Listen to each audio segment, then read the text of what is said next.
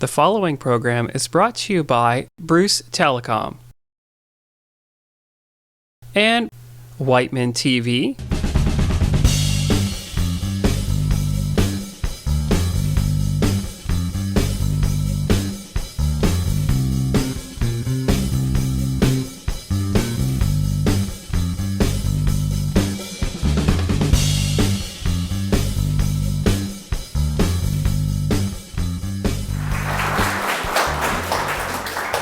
Thanks, Adrian. How's the sound? It's okay? Okay, good. Adrian, and I first met Adrian, she taught, we hired her, my son was going to Applegate School here in Paisley. We lived here for a few years in Bruce County, and that was sort of in the late 2000s, like 2007 or so. And so it's nice to come back. It looks like might be shifting. I live in Stratford right now. Might be shifting life back up to the Bruce fairly soon. So pretty excited about that. So thank you everyone for coming. And when Adrian invited me to give a talk, we kind of shot back a few different ideas. I lived in Mexico for 7 years with our family, our little family. We have one son. Also I worked and traveled to Costa Rica and Colombia, and so I suggested those, or then I thought, well, maybe kind of a combination of different Latin America, like just kind of comparing traveling and living in different Latin American countries, and then I said, but Adrian, I do have this one kind of slideshow that I put together about a trip that I took to Cuba back in 2015, and it wouldn't be a lot of work just to present that. And Adrian said, "Oh, that would be perfect for what this is, because it was a birding road trip. So, and this is Planes, Trains, and Automobiles, I think this series is called. So we thought that would be ideal." So I thought, well, that's great. I'm pretty busy. I got lots of things going on. I'll just use that presentation that's already all prepared. And then I guess a few days ago, when I sort of started to really think about presenting to you today, I realized I can't really remember all that much from 3 years ago. It was just a 2-week trip. I could actually speak a lot better about having lived in Mexico for 7 years and things like that.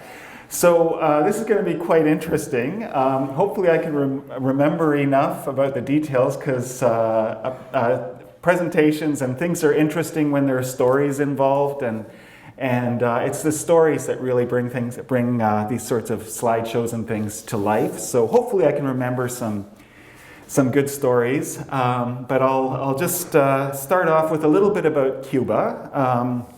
So I'm sure everyone in the room here knows the basics about Cuba. So Caribbean, a country that's just out of the United States, in the Caribbean, just off the coast of Florida. It's about the size of 2 Nova Scotias. The population is about 11 million people, so not super heavily populated. Just a little bit less than Ontario. And it's the largest island in the Caribbean Sea, and has the second largest population. So the island of Hispaniola, which is Haiti and Dominican Republic, has a slightly larger population. The original people who lived there were the Siboney and the Taino people. The Taino are still present, as are ancestors of the descendants of the Siboney, mixed in with the population. It became a Spanish colony in the 1500s, and then since then it was populated by people from Africa, French, and there are Jamaican and American cultural influences as well. Much of the African population are descendants of slaves who were brought here way back when. But my trip was really the plan was, has anyone here seen the movie The Big Year? A few. So I have an inclination to being one of those crazy fanatical birders who goes chasing after birds at something rare gets reported, and I'll make the drive or whatever and to go and see it. I have a kind of a bit of a penchant for listing, which I've kind of tried to explore that a little bit on the psychological level. What is that all about? And some say that it has to do with trying to order your universe somehow. So lists actually kind of bring that kind of sometimes overwhelming world out there into some sort of order on a page or in a database or whatever. So that kind of contrasts with what Adrian mentioned in the bio is what's really deep and central to who I am, and is that sort of deep reverence for the natural world. So I'm kind of constantly with birding going back and forth between trying to see as many birds and see all the interesting ones and the rare ones and that, with this notion of conservation and sustainable living, and really remembering and connecting with the natural world. So this trip was focused on birds. As Adrian mentioned as well, I'm a musician and I love Cuban music. But the next trip will be about music, and I'll go down there with my partner, and my son is also a musician, and I'm sure he'd love a trip to Cuba someday. Now he's just turning 19, so I don't know how many trips he'll want to take with his. Well, hopefully he'll want to take some trips with his dad still. But anyway, Cuba is a very popular birding location in recent years, and was really opened up as a birding location by Margaret Atwood and her husband Graham Gibson, who are kind of closet birders, or maybe not so closet these days. They do a lot of advocacy work for BirdLife International and that sort of thing. But they were among the first people to really popularize birding in Cuba, and it has a lot of things going for it because it it's not overdeveloped as a country. It's because of the regime there, the communist regime, which has been in place since 1959, essentially, under Fidel Castro until I guess about 10 years ago, and then his brother Raul. But so fairly economically, I guess you could say, developing world levels in many ways, but many of the social programs in that are really esteemed and among the best in the world, or at least in terms of universal health care and education. Cuba has the second highest literacy rate in the world at something like 97.5% or something, or 99.75%. I think I have that stat here. In any case, but it also has well-preserved natural areas because it hasn't been so heavily developed. There's a bit of tourism development along the coast, but other than that, it's kind of a country frozen in time from when the communist revolution happened, and so it's really an amazing place to see. It's almost like you really are stepping back 5 decades in terms of the architecture, the vehicles on the roads, and the way that many people still live. And there's a lot of relatively healthy natural area, and 28 islands, especially larger islands, often have endemic species on them. And Cuba is known for having 28 endemic bird species. So birds that you can't see anywhere else in the world, so birders like myself are kind of keen to go and see them. So my road trip began. I flew to Cayo Coco, which is, now is there a pointer by chance? No? Okay, so I've got lots of wires on me, but I'm not actually plugged into the wall. So Cayo Coco is up here. So it's one of these tourist resort destinations. Flew in there, rented a car, and drove and spent the first night over here in Moron, which is spelt moron, and then I went down here to Nahasa and over here. I'll just give you a quick overview of the whole trip. And stayed here in Trinidad, and then over here near the Zapata swamp, and made my way, I've got to make sure that the stairs are where they are, to this as far west as I went, explored around there, and then kind of made my way back, followed my original route back. So that's the overall trip over 2 weeks. And so I had this list of target birds, and you'll see a lot of them are called the Cuban oriole, the Cuban black hawk, the Cuban blackbird, the Cuban bullfinch, Cuban grassquit. So birds that are found only in Cuba. And then some birds, such as the ones in white there, that are still, even though they're not found only in Cuba, they're very localized in that part of the West Indies, the Caribbean. And so my first day there, just driving from Cayo Coco, from the resort in the afternoon to Moron. There's actually an accent over the second O in Moron, so that's why it's pronounced that way. I was lucky enough to see a Cuban emerald, which is a little green hummingbird, and a tawny-shouldered blackbird, which is a bird that's also found only in Cuba, as well as some other birds, including our house sparrow and rock pigeon, which we have here in Southampton on Saugeen Shores.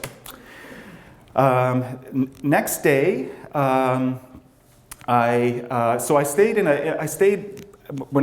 keep it on this, but I planned my trip so I would stay in casas particulares, which are essentially kind of like B&Bs.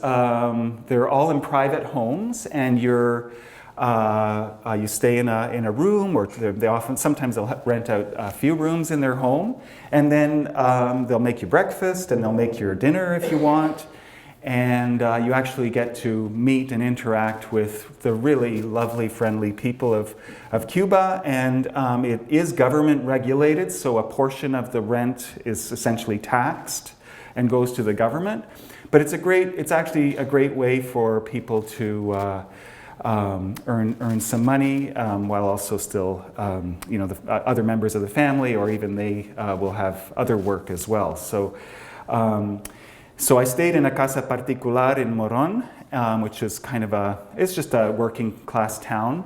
And then I drove here to Sierra Nahasa, which was that furthest east that I went, and it was quite a long drive.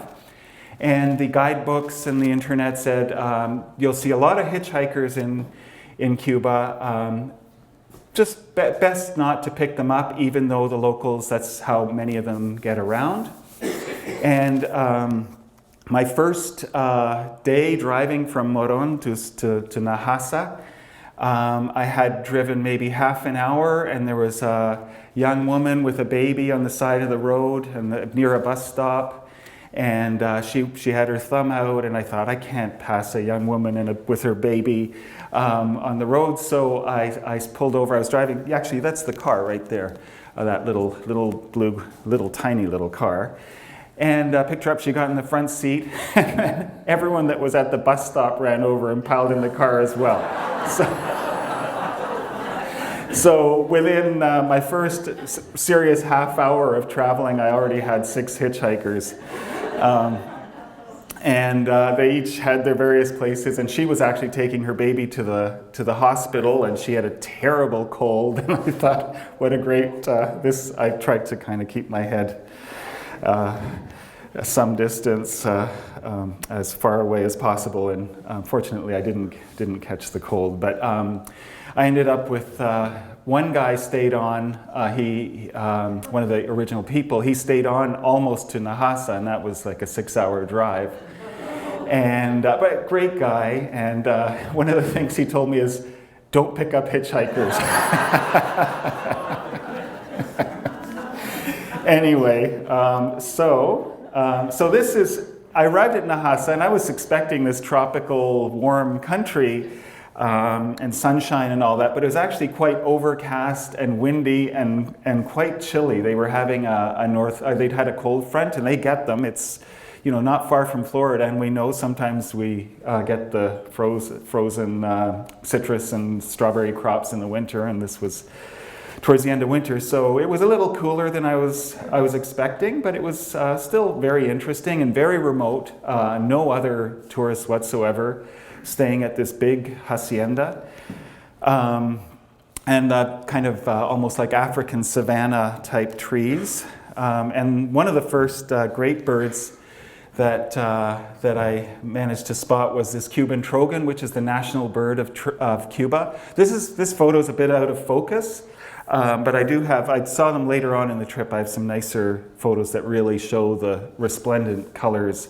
So the trogons has anyone seen a resplendent quetzal in like Costa Rica? Yes, so it's a bird. It must be about this long, but the body's only about this long, and it's got this green, long, flowing, plumed tail. And it's a kind of trogon as well. So these are related to the trogons. Very spectacular birds. And then a bird called a plain pigeon, which I'd never seen before. This one's headless. And loggerhead kingbird, another bird I'd never seen before, but that's a slightly better shot of the plain pigeon and the loggerhead kingbird. And then another endemic, looks like a cowbird or a starling or red-winged blackbird or whatever, but it's a species that's only found in Cuba, the Cuban blackbird. And there was a whole flock of them. And I think there's actually a tawny-winged blackbird in the same photo down below. It looks like a lot like a red-winged blackbird. You can see a little fleck of red on its wing. And then this tree was kind of neat. Our yellow-bellied sapsuckers winter down there. And this tree had clearly been well sapped by a sapsucker. And then at this, I was able to roam around this hacienda, which is a large sort of place at will. But part of the deal was that you did hire their local guide to take you birding as well, which was fine by me. It was very reasonable, and he was a great guy. I can't remember his name off the top of my head, but really a very, very good birder too. Really knew his stuff, and so he took me to some places that I wouldn't have ventured off to on my own, pretty much all on foot, a little bit in the car. And when I left home, we had a beautiful, wonderful dog that we rescued from the streets of Mexico called Garliot. Adrian knows Garliot very well. And he was really the most gentle, loving, wonderful dog you could ever have as part of your family. So we rescued him from this. He was just an abandoned street dog where we lived in Mexico, and we had him for 10 years, and we figured he was about 2 when we got him or brought him home. Actually, I'll tell that little story in Mexico. So I was walking home with a friend in the evening. It was dark, and we'd had a couple of very minor things, like a couple of plastic garden chairs stolen from our garden. In our place was quite open. A lot of places have kind of closed gardens, but ours was open. And probably just some young people as a kick took these little plastic garden chairs that you'd buy at Canadian Tire for $5 or whatever. Anyway, but it kind of made us feel a little not great. So I passed this pathetic, dirty, dingy street dog, and I, in Spanish, said, "Do you want to be a watchdog?" And he got up, and he followed me home. And when I got home, I said to Allison, "I just brought home the ugliest, dirtiest little dog," or not so little, he was actually quite big, dog, but he wants to be our watchdog. And then she kind of looked at him. But anyway, he ended up being part of the family. We got him cleaned up and turned out to be the gentlest, this wonderful family member. Terrible watchdog. He would just lick anyone or just greet anyone who came to the door. But anyway, when I left for Cuba, he had a growth on his leg that we'd had operated on, and and it had come back, and it wasn't looking good for him, and they couldn't really do anything more about it. And we had put a T-shirt on him at the vet's recommendation, or like a long sleeve T-shirt over his head, and to prevent him from licking it constantly, and with a little kind of strap so that it stayed on his leg. And then let's say his name is Jose. I can't remember his name, but let's say Jose took me to his place to look for some birds, and out bounds this little dog who's wearing a T-shirt in exactly the same way that Garliot was. And I'd never, ever seen a dog wearing a shirt like that. I mean, sure, we put little vests on dogs and that, and boots and that, but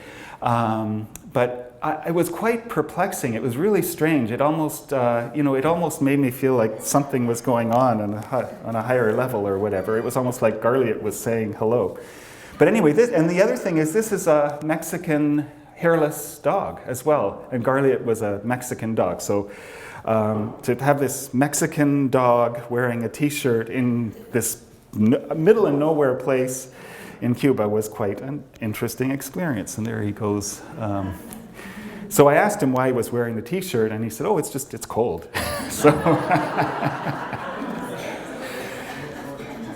anyway, so we saw lots of birds, including this gorgeous. So this is an American kestrel, which we have here in Canada, but it's the Cuban variety, and to me they actually look significantly. They're quite different in that they have a completely white, fluffy breast, no streaking at all, no spots, and to me they look a bit smaller as well. And I wouldn't be surprised if someday down the road this isn't actually considered like, DNA analysis or whatever, and they say it's actually its own species. But it's certainly a subspecies, and it's eating another bird there. It's caught a bird, and it's just dining away on it. But aren't they gorgeous? Yeah, and so we get lots of them in Bruce County. I saw one driving up. I saw 3 snowy owls on Bruce Road 40 as I drove in last night. I stayed overnight, but I saw a kestrel just south of Paisley. So there he is, still eating away. And then in the evenings or late afternoon, I'd go and sit. This is still at the Nahasa area. Just down the hill from the hacienda where I was staying was this kind of wetland pond, and I'd go and sit there, and there's lots of wildlife activity, mostly birds. And the cattle egrets would all come in to roost. And then there was this one guy, you can see kind of a dark guy there, who was sitting with the cattle egrets, getting ready to roost, but then he flew right over, and so that guy, and he flew right over and landed right above my head in the tree, so I was able to get these shots. So this is little blue heron. Yeah, very cool bird. We sometimes get these guys in Ontario. So the final tally for Hacienda Belen in Nahasa was, another few, several endemic birds and some other neat birds, lots of a great bird list overall. But Gundlach's hawk was one, Cuban pygmy owl, which I tried to get some photos of but didn't. So pygmy owls they're a tiny owl that actually flies around in the daytime and eats insects and birds and things, and often very vocal. They'll often do this kind of very much like a saw-whet owl that we have here. Cuban trogon, which you saw a photo of, Cuban green woodpecker, Cuban parrot, Cuban parakeet, palm crow, which are really cool crows that actually, they're always around palm trees. I think they eat the palm fruits and nuts, and Cuban crow. And another endemic, you saw the photos of the Cuban blackbird. So by the time, of the 28, so just go back, of the 28 endemics at Nahasa, I'd already seen at least 11 of them. And then en route, after I left on the way to Trinidad, which was going to be my next stop, I stopped at a couple of places and saw a Cuban vireo and a Cuban oriole. And by then I'd picked up 10 hitchhikers. It was always a good experience to pick up the hitchhikers I found. And so now I was So Trinidad, which is here. So I drove that long day, all the way sort of a third of the country almost to Trinidad. And something I should say also, if anyone's thinking about a trip to Cuba, the driving is, at least it was in 2015, and I suspect it still is, incredibly easy. Very little traffic, wide open roads, fairly decent roads in most cases, but just the lack of traffic was just remarkable. So very relaxed driving, except in the busy, in the most busy parts of cities and towns. So this is Trinidad on the south coast. It's established in 1514, so just a few years after Columbus arrived, and it's a UNESCO World Heritage Site. It's extremely well preserved, and the preservation activities continue. So the architecture is really, truly remarkable. And it thrived in the 1800s, so the mid-19th century, with cane sugar boom. And they're great places to stay, just a whole network of these casas particulares. And this is what mine looked like. So that's the little courtyard in the middle. Stayed in a lovely room. It had a beautiful rooftop terrace, and you could look around. All kinds of great views from the rooftop terrace. And then I wandered around the town. So I wasn't birding. I was just kind of exploring this town for a couple of days.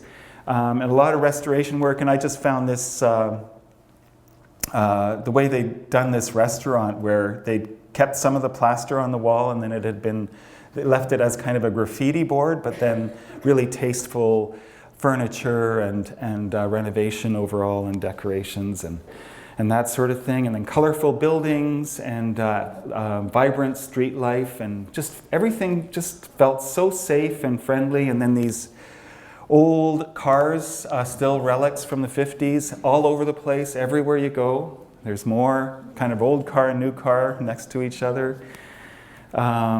Beautiful cobblestone streets, and again, the color that you see in so many Latin American countries. Having lived in Mexico, that's certainly the case there. This could have been in our town in Mexico, actually, this shot. Beautiful old buildings, the square with music going on up on the stairs there, live music. Another building that's been restored into a kind of a fancy nightclub, outdoor courtyard type nightclub.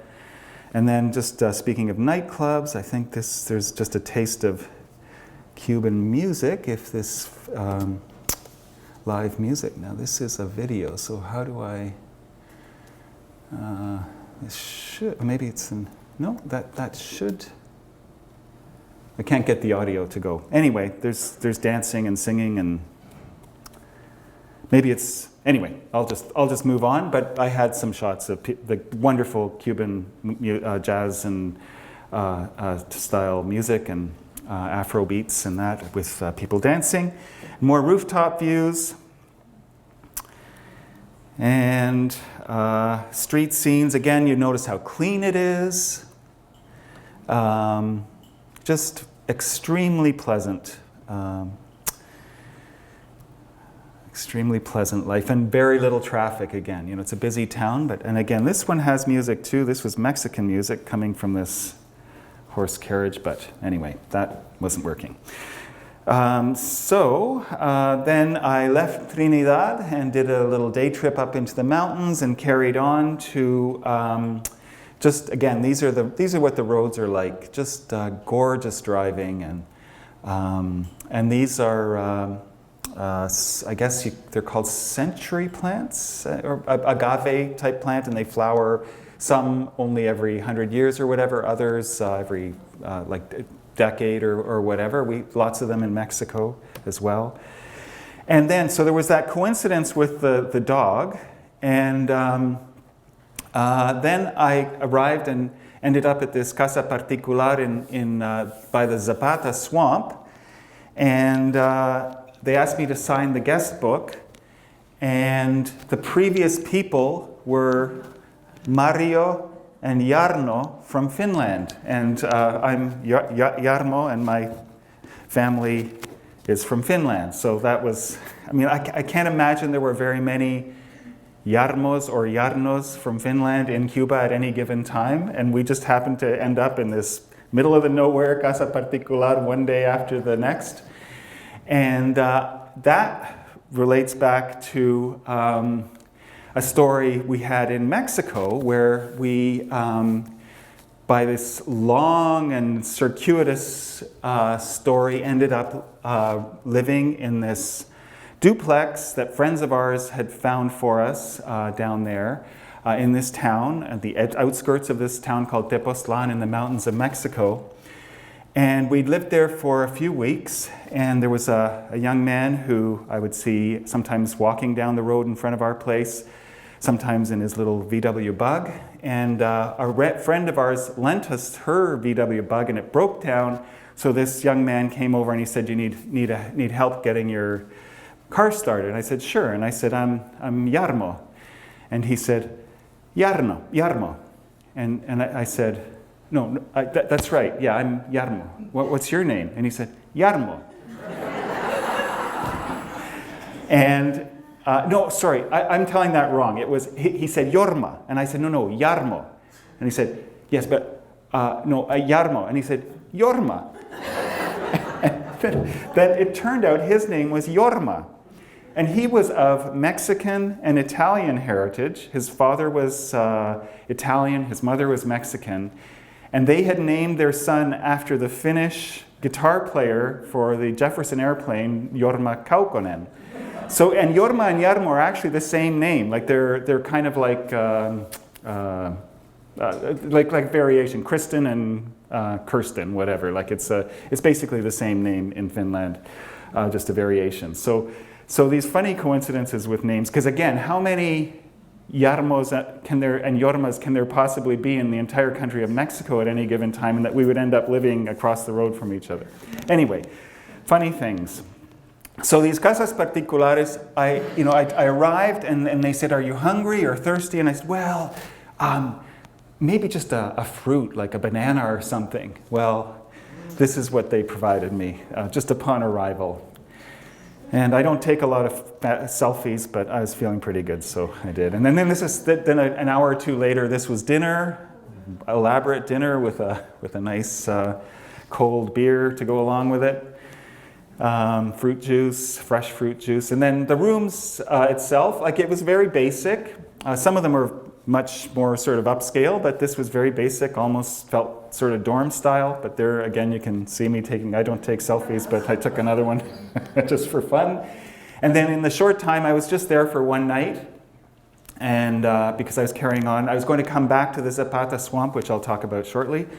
But I did see a couple more endemic birds, the blue-headed quail dove and the red-shouldered blackbird, and then carried on from Trinidad. So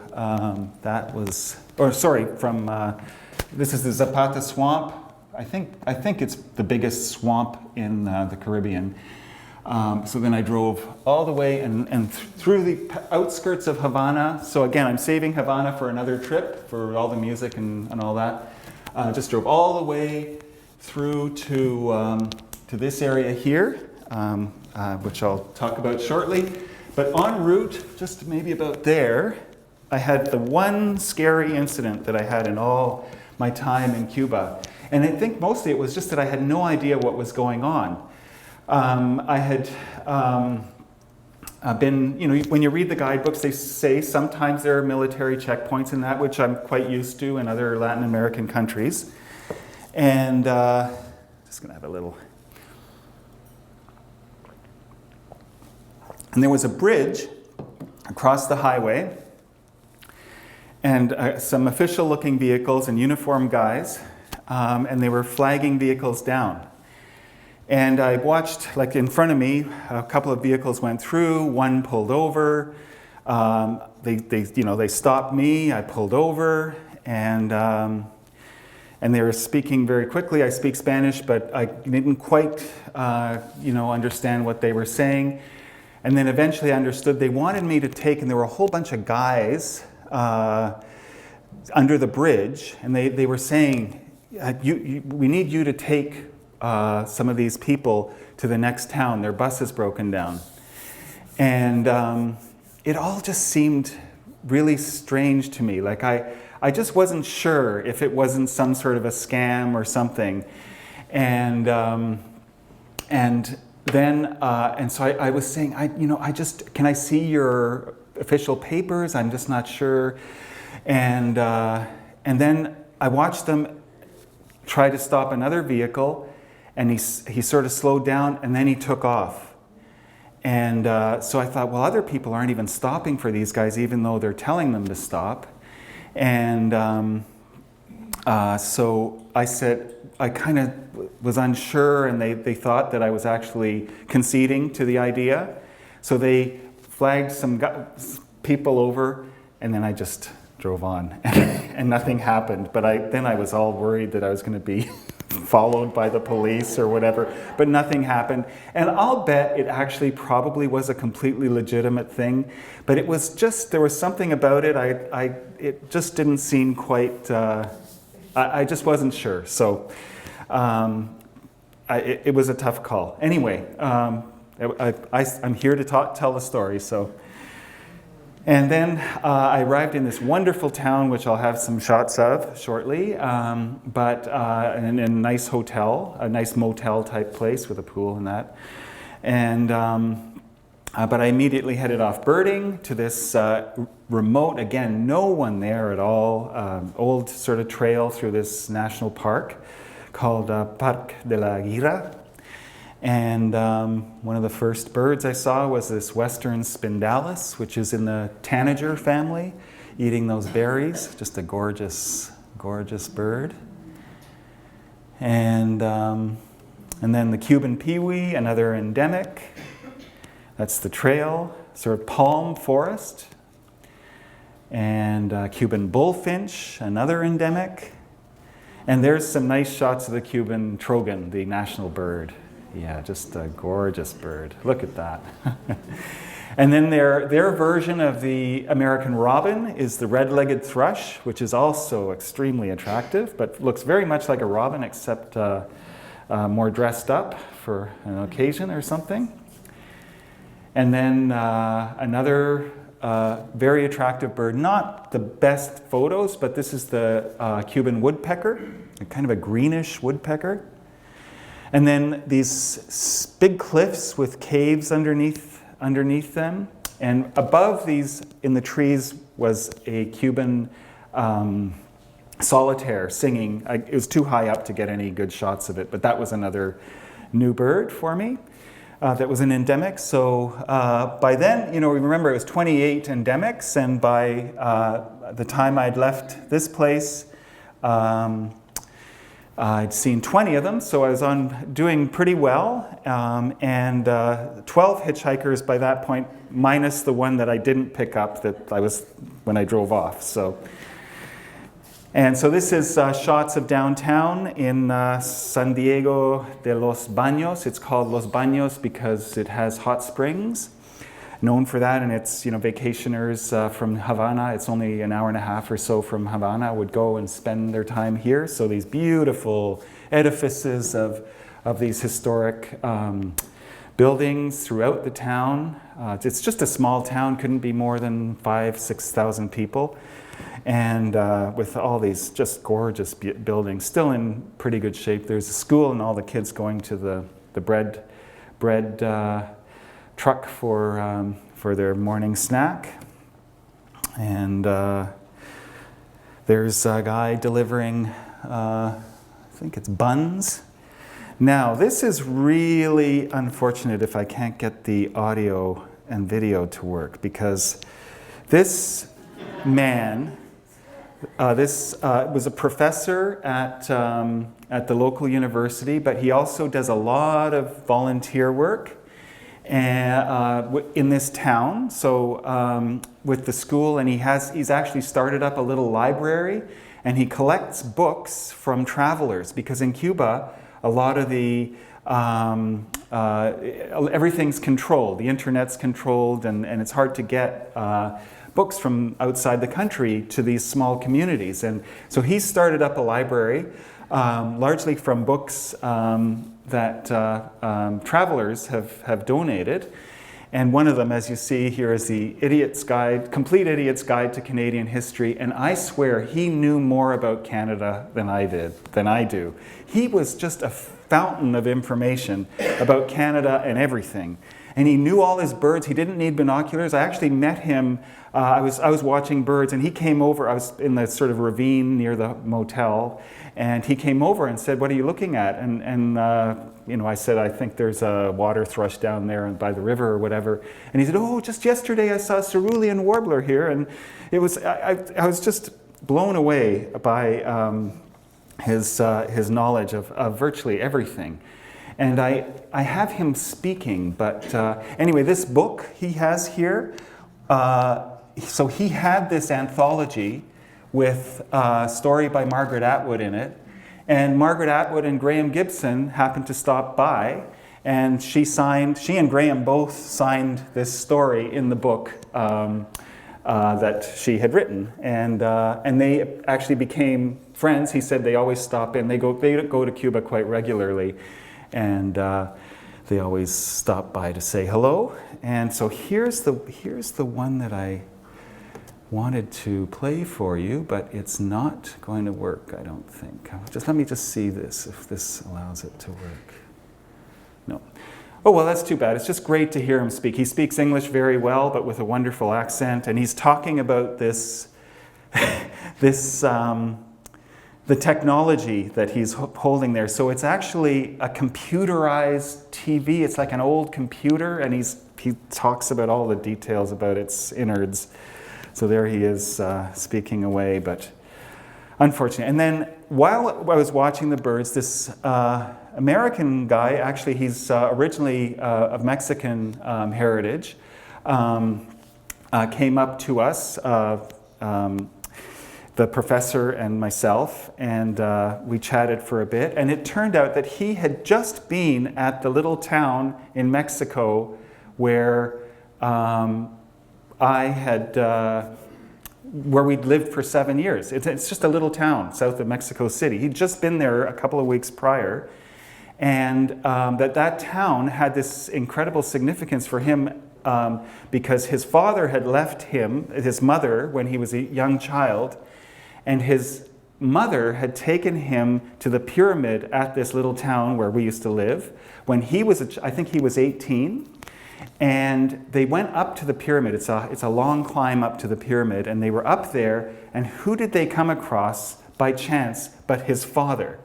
So again, it was this fascinating web of sort of synchronicities or coincidences or whatever, because he was telling a story about the town that I had lived in that had that Yorma weird thing happen, but also that he was telling a story about this coincidental thing that happened there as well. And I don't know what all that, whether it's just pure coincidence, but certainly it seems to me when you're traveling and when you're sort of living on the edge, things like that seem to happen more frequently, whether we're just more attuned to those things or whether there's some sort of other thing going on, I don't know, but it was very fascinating. So he was a really nice guy, and the professor introduced us. He said, "You want to see cigars being made?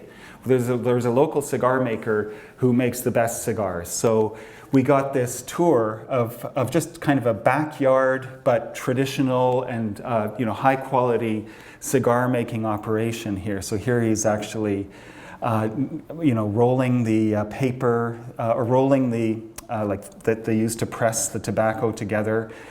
And it's actually a big tobacco leaf that they use, and he's smoking a cigar at the same time. And just the whole process, which was really quite fascinating. And then we, of course, bought some cigars from him and brought them home and smoked them. And then I realized I don't really like smoking cigars. But so we've...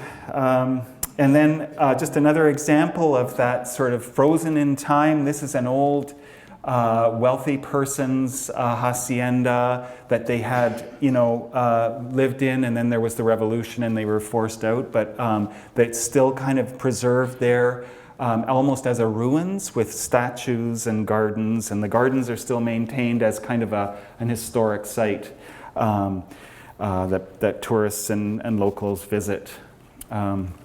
Beautiful ponds and it's actually a great place for birding too. But you see these statues in the gardens, and this was all just a one person, probably a tobacco plantation owner, is my guess.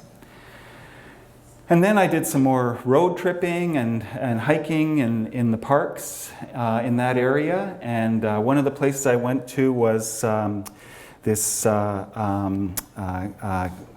cave in a national park. There's actually a national park centered around this cave. And the cave itself is where Che Guevara hid out during the revolution. So this is actually the house that he lived in. It didn't need a roof because it was inside the cave.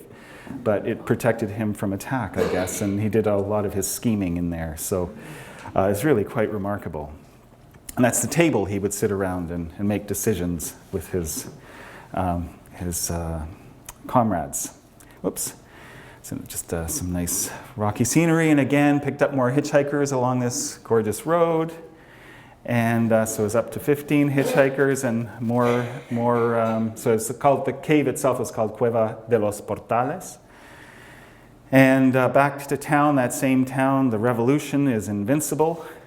And I'm realizing I've got about 10 minutes left of the hour, but I'll be able to fit it in, but there's not going to be a lot of time for questions, so I'll try to really move quickly here. So look at the bromeliads in this tree, and that's actually the hotel that I was staying at there. And then we did a trip. I met another guy who was a driver as well and a bit of a natural history tour guide, and he took me on a personal trip down to the south coast, to this remote fishing village on the coast, and it was just a truly out of the way place, and saw lots of birds along the way, and fishermen bringing the fish in from the sea, and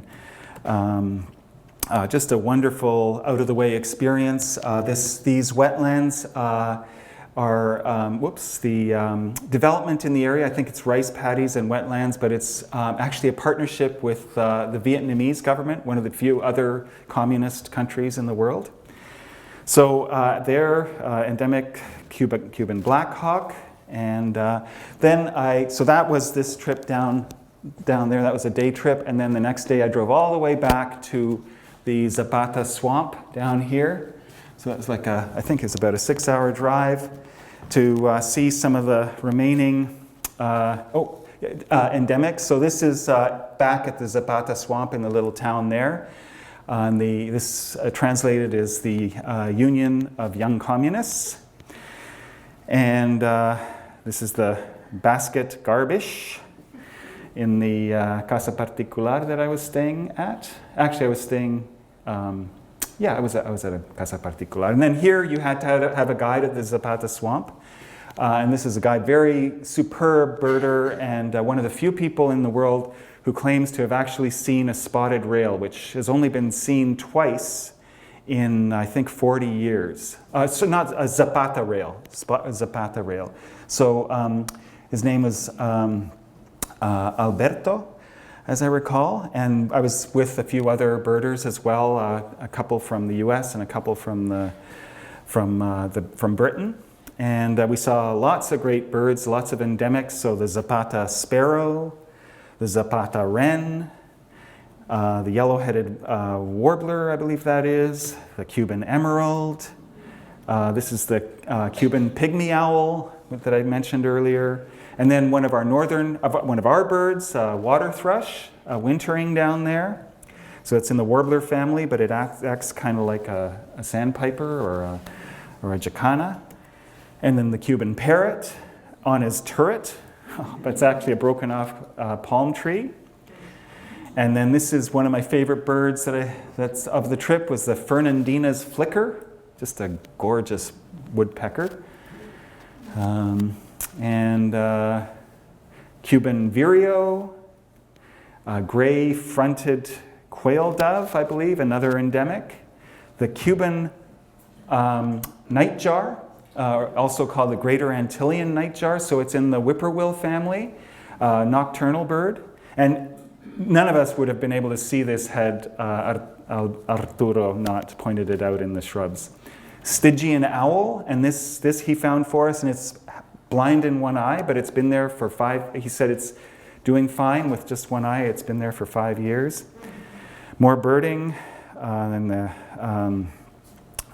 thrasher, Cuban woodpecker again, and just these wonderful palm fronds. And then my favorite bird of the whole trip, the Cuban tody, which is kind of like the cross between a kingfisher and a hummingbird, just like this tiny little bird and darts around, extremely curious, very photogenic. They'll perch just like a meter away from your shoulder.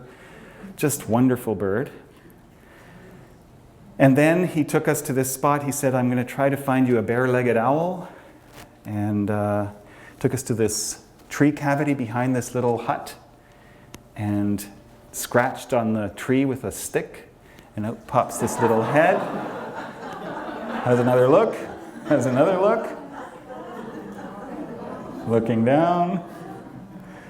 And it was that tree behind the house up there, and it was this girl and her family's house, and he always gives the family a little token of money for gratitude for allowing us to go and look at their owl. Then there's one of our northern flickers that we have here, yellow-shafted. Cuban blackhawk, white ibis, which we have in North America as well, also in the Zapata area. So there I had seen all the birds that I had hoped to see, and then some, plus, except for one. And that I was still missing the bee hummingbird, which is the smallest bird in the world. And that's localized in that area. And there's one good place to go and see it, and it's this organic farm next to a national park on the way out of Zapata Swamp, about an hour away. And I wandered around. I wasn't having much luck. And then someone walked out from this building and he said, "Oh, just hang around those trees. You'll eventually see one." And sure enough, there he was. So I got some shots. This one seems to have a bit of a deformed bill. There's a funny projection on the top of his bill. But he seemed to be doing okay. But I think that's a different one. But I saw a few of them. There's taken. You see how the back color, the iridescence, results in different colorations of the feathers depending on how the light hits it. And so there it was, all the endemics almost that I'd hoped to see. There were still a couple more birds that I'd hoped to see back at Cayo Coco, which is. Oh, and then on the way I passed this giant complex that was for artificial insemination at Sancti Spiritus. So, and now back to Cayo Coco, where there are flamingos, wild flamingos, egrets, black-bellied whistling ducks, reddish egrets, more flamingos, oyster catcher, big snakes, lots of egrets that we have here in Southampton. Ibis, more whistling duck, I think, and just touring around that area, looking for Bahama mockingbird and another snake crossing the road. If there are snakes around, it means the ecosystem's still more or less intact, or relatively speaking. Another black hawk, little insect bite, which I'll go through very quickly. Cuban gnatcatcher, another endemic. Restaurant menu with some very funny spellings, which because of the time I won't get into, but basically everything with ham was spelt jam, so, jam omelet, etc. My room at the hotel and the beach and another ibis. And then last thing, I would go to this pond that I found in the woods. It was mentioned in the bird guide. And I would just sit there and watch all the wildlife come in, all the birds come in. So there's another one of these spindalices. Having a drink, flycatcher, a kingbird. I think that's a tropical kingbird. Lizard, palm warbler from up here, a wintering bird. Prairie warbler from up here. White-fronted pigeon, coming for a drink and mud bath. And then painted bunting, the most colorful bird in North America and that part of the world. Just gorgeous, having a drink. Hard to believe it's an actual wild, real bird. And so basically saw everything I'd hoped to see. Again, there's music here that should be playing for this slide, and it's supposed to have people dancing, and that's it. Thank you. And it's 10:58. So I don't know if I have time for a question or whatever, but... Yeah, and I don't know if I can help with the music, but... Sure. Well, yeah. I can try fiddling with that while you... Okay, sure. Yeah, so if anyone has any questions, we're at 11 o'clock almost, but I'm happy to answer. Yes? When the places you stayed, were they pre-arranged, or did you just drive into town and look for them? Most places I had booked in advance, yeah, and you can book online. I should say, no, the hotels I had booked in advance, but I had my Lonely Planet guide, and it had recommended, and I'd phone ahead while I was down there, because I'd like to keep the trip somewhat flexible. But there were a couple of places that I booked in advance, and then the rest, it was sort of the day before or a couple of days before. So, and it was easy to, and it was, fairly high season, so the end of February, March. So, and it was fairly easy to find places. Yep.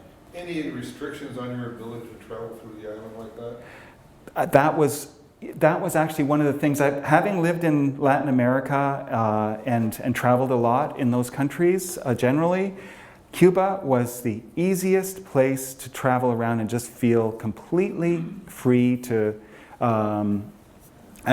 not threatened by crime, because it's, crime levels are low.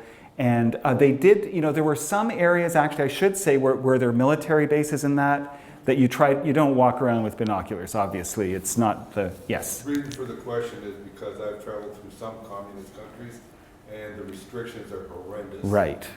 They want to know exactly where you are every second of the day, and some places you are not allowed to go to. Right. Yeah, and I would say certainly around military establishments, now I didn't come across many of them, and even there was this lighthouse near, it was out of the way, but it wasn't too far from Cayo Coco, and I went there, and there was kind of a little official people there, and I was a little nervous about walking around with binoculars, just because they might, and they just waved at me. So, no, I was really, really pleasantly surprised. And that really was one of the things that I found just struck me the most, was how safe I felt and how unstressed the trip was overall, compared to some other countries. Costa Rica's great for that too. Costa Rica's a place that I'd drive around anytime and feel safe.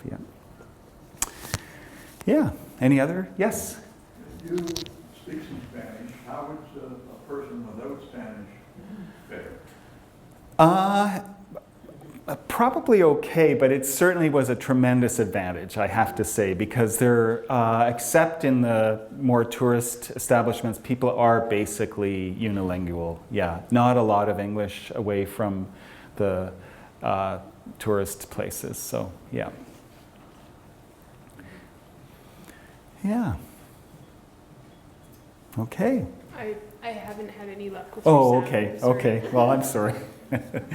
Yeah. Okay, so are there any more questions for Jarmo in the audience? Well, thank you so much, Jarmo. That was a wonderful presentation. Oh, thank you. It's fun. Thank you.